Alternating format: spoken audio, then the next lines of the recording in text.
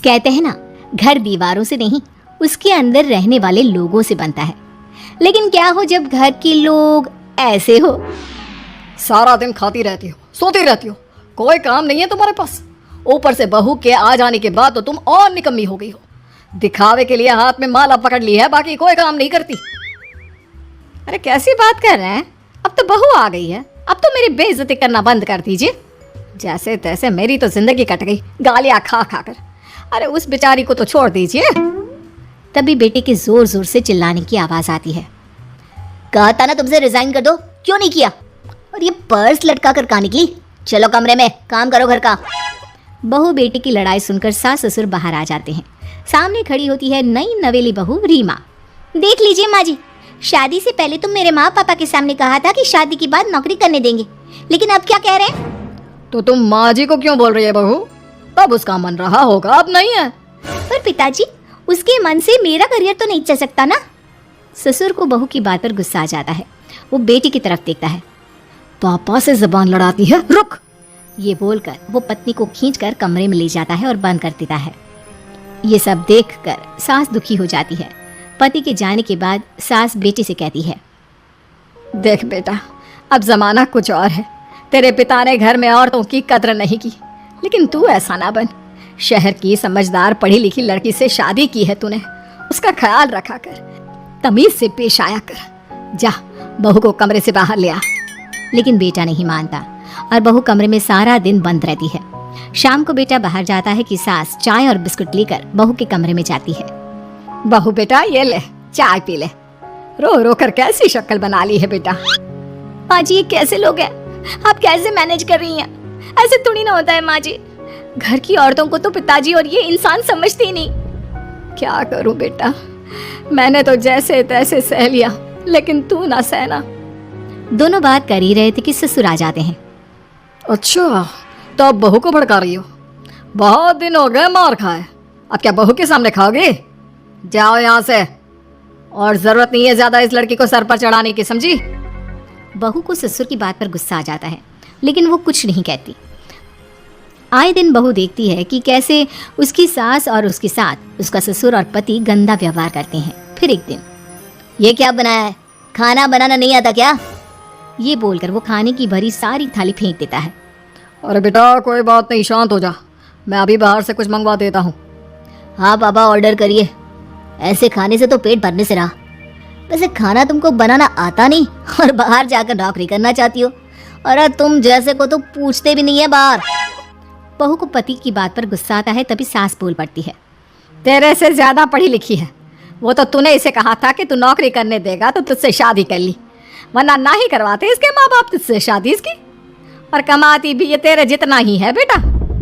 बहू हैरान रह जाती है कि जो सास खुद के लिए एक बार भी खड़ी नहीं हुई, वो उसके लिए बेटे को भी भला बुरा सुना रही है।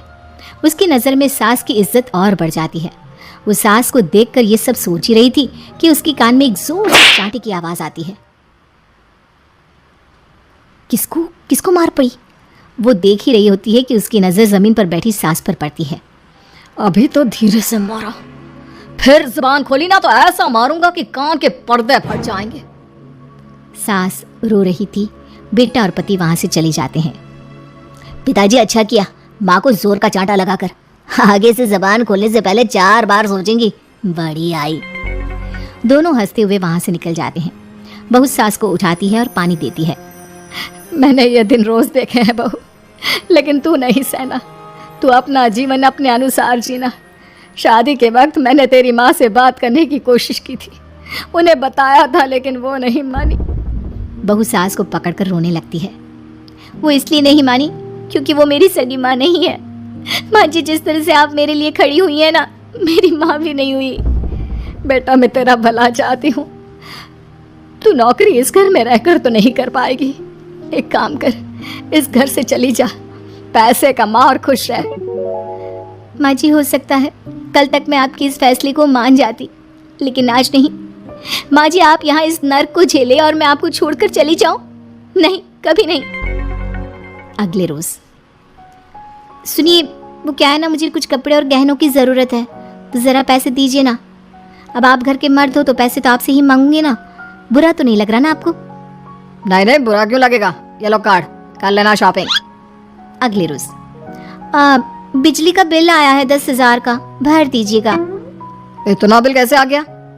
बेटा वो क्या है ना, सारा दिन बहू घर में रहती है तो कमरे में एसी और टीवी चलता रहता है। अब कम से कम बाहर जाए तो 4 पैसे कमा कर लाए, लेकिन हम लोगों को थोड़ी ना औरत की कमाई खानी है, वो तो मर्द ही करता है ना। पति पर्स देखता है और फिर हाँ माँ ठीक बोल रही हो, खैर चलता हूँ, ऑफिस का वक्त हो गया है। पति ऑफिस से पिता को फोन करता है। पापा घर के खर्चे तो बढ़ते ही जा रहे हैं, ऊपर से महंगाई आप देख रहे हैं। मैं सोच रहा हूँ क्यों ना मीना को नौकरी के लिए हाँ कर दूं, 4 पैसे ही लाएगी ना घर में। वो तो तू ठीक बोल रहा है, लेकिन ये औरत की जात, कल को 4 पैसे कमाने लगे तो यह नहीं कि सर पर चढ़कर नाचे। हाँ पिताजी बात तो सही है, वो तो आप है जो माँ को मुट्ठी में रखा है, वरना मेरी वाली तो। खैर सोचते इस बारे में। शाम को पूरा परिवार साथ बैठा होता है। वो कल पनीर की सब्जी बनानी है तो थोड़े पैसे देकर जाना। और हाँ कीर्तन भी रखा है संडे को, उसके लिए सामान की लिस्ट बना दी है, ले आना। पापा को दे दो, वो ले आएंगे। अरे पापा कहाँ से ले आएंगे, मेरे पास नहीं है पैसे वैसे। लो पैसे ही नहीं है, मेरे पापा की जेब तो हमेशा नोटों से भरी रहती है। बेटा लक्ष्मी को जो पूछता है ना, उसके पास लक्ष्मी रहती है। जो घर की औरतों को मारे पीटे, वो भला कैसे लक्ष्मी का लाभ ले सकता है। वाह वाह क्या बात है, तो जबान खुल रही है तुम्हारी। लगता है भूल गई पुरानी मार और डांट क्या? हाँ माँ जी शांत हो जाइए, मैं नहीं देख सकती आपको मार खाता, और फिर हो सकता है कि मैं आपको बचाने आऊँ तो ये भी मुझे मारे। ठीक है बहू, मैं कुछ नहीं कहती, तू ये लिस्ट बस दे दे, मैं चली आराम करने। फिर अगले रोज, सुनिए जी वो मायके जाना है, वो क्या है ना शादी के बाद से गई नहीं, तो ट्रेन की टिकट बुक करवा देना। तो मैं भी तो साथ जाऊंगा ना तुम्हारे। तो ठीक है फिर फ्लाइट की ही टिकट करवा दीजिए। वो क्या है ना अच्छा थोड़ी ना लगता है, आप पहली बार मेरे साथ जा रहे हो और हम ट्रेन से चले, ठीक है ना। पति ऑफिस जाता है जहाँ उसका दोस्त कहता है, अरे क्या हो गया यार, परेशान सा दिख रहा है, तेरी तो नई नई शादी हुई है, भाभी परेशान कर रही है क्या? अरे नहीं यार, तू तो जानता है थोड़ी सी कमाई में घर चलाना मुश्किल हो रहा है, तू कैसे मैनेज करता है यार? कैसे क्या यार, तू जानता है ना मेरी बीवी रिया को, वो टीचर है, फिर घर में ट्यूशन करती है, साथ में बच्चे भी पढ़ लेते हैं। यार घर नाम की गाड़ी दोनों पहियों के साथ चलने से ही चलती है, वो भी कमाती है और मैं भी, और चल रहा है घर बस। पति को दोस्त की बात समझ में आती है, लेकिन पिता का ज्ञान कैसे भूल सकता था। भाई कल को सर पर चढ़कर नाचने लगी तो। शाम को घर आता है जहाँ उसकी बुआ और उसका बेटा बैठे होते हैं। अरे आ गया लल्ला, कैसा थका थका सा लग रहा है, सब ठीक है ना? नमस्ते बुआ, कैसे आना हुआ? कैसा है रमेश?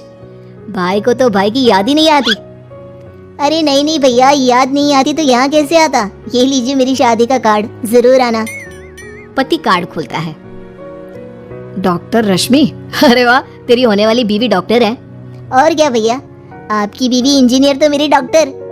तभी वहाँ सास आ जाती है।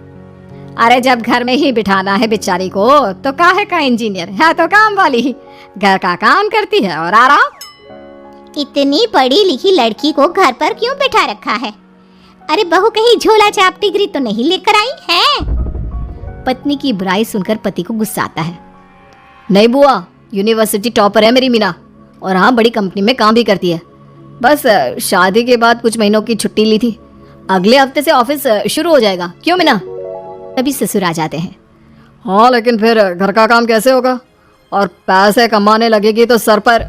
पिता की बात पूरी नहीं हुई कि बेटा, सर पर चढ़ने का हक है उसका पापा, पत्नी है वो मेरी, यानी मेरे घर की रानी, और रानियां तो सर का ताज होती है। क्यों मीना? मीना पति की बात सुनकर शर्मा जाती है। वाह बेटा, तू सही समय में समझ गया कि औरतों की इज्जत करने वाले घर में शांति और लक्ष्मी का वास होता है।